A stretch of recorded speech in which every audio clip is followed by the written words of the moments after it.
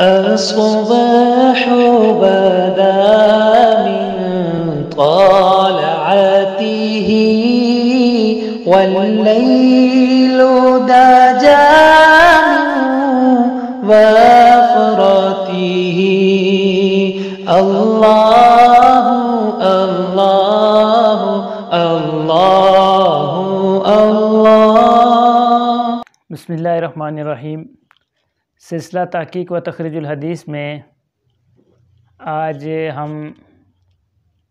سیدنا امیر معاویہ رضی اللہ عنہ احادیث کی روشنی میں اس سلسلے کو شامل کرنے والے ہیں۔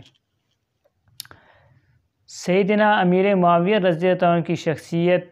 یہ وہ ہے کہ جن کو عام طور پہ روایات کا سہارا لے کے طعن و تشنیع کا نشانہ بنایا جاتا ہے۔ ہماری اس گفتگو میں یا اس سلسلے میں جو احادیث کے حوالے سے، کیونکہ ایک سلسلہ مالا چل رہا ہے، اس میں ہم 3 طرح کی روایات کو شامل کریں گے انشاءاللہ۔ سب سے پہلے تو ہم وہ روایات شامل کریں گے جن کا تعلق سیدنا امیر معاویہ رضی اللہ عنہ کے فضائل سے ہے، کیونکہ عام طور پہ یہ تاثر دینے کی کوشش کی جاتی ہے کہ امیر معاویہ رضی اللہ عنہ کی فضیلت میں کوئی روایت بھی صحیح ثابت نہیں ہے، تو حضرت امیر معاویہ کی فضائل میں ہم روایات کو شامل کریں گے۔ دوسرے نمبر پہ ہم ان روایات کو شامل کریں گے جن روایات کا سہارا لے کے امیر معاویہ رضی اللہ عنہ پہ طعن کیا جاتا ہے، ان کی سندی حیثیت واضح کریں گے۔ ان میں سے بعض روایات ایسی ہیں کہ جن کو بیان کرنا ہی جائز نہیں ہے، لیکن ان کا سہارا لے کے حضرت امیر معاویہ پر طعن کیا جاتا ہے۔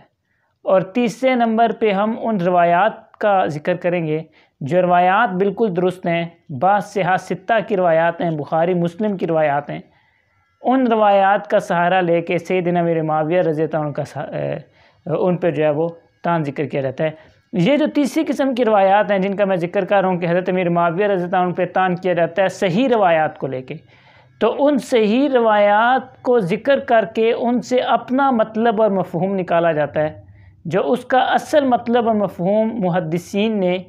یا علماء محققین نے ذکر کیا ہے، اس کو الگ رکھ کے، کیونکہ اگر وہ ذکر کریں پھر تو ان کا اپنا مطلب نہیں نکلتا،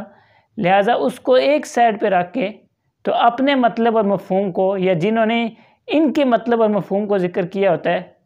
اس کو لے کے جناب سیدنا امیر معاویہ رضی اللہ عنہ پہ طعن کیا جاتا ہے۔ تو ہم انشاءاللہ اپنے اس سلسلے میں حضرت امیر معاویہ رضی اللہ عنہ کے حوالے سے جو روایات ہیں ان کو ہم ذکر کریں گے۔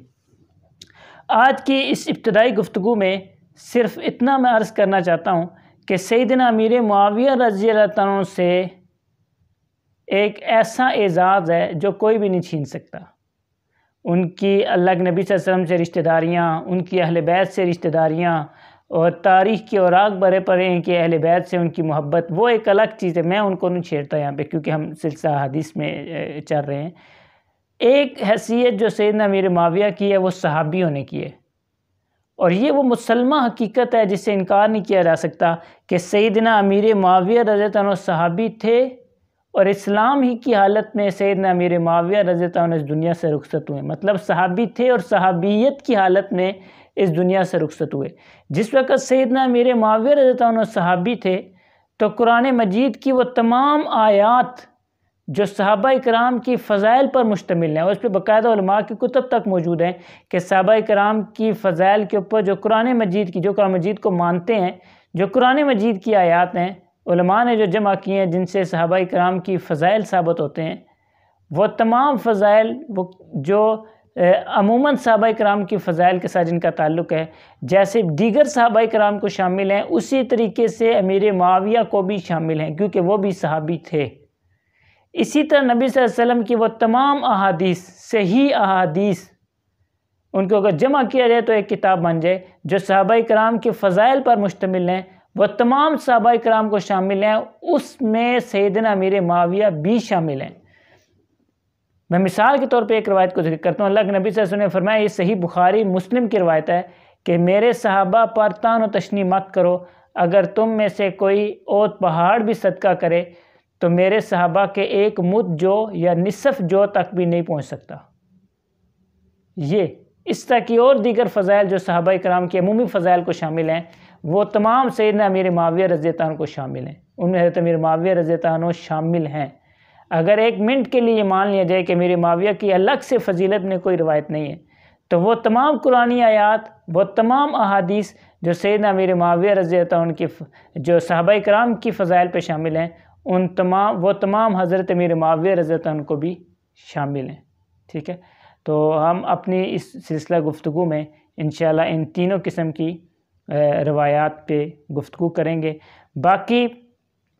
جو اپنے طور پہ جس نے لینا ہے لے، اور اپنے اعتبار سے ہر ایک کا اپنا ذہن ہے، اس اعتبار سے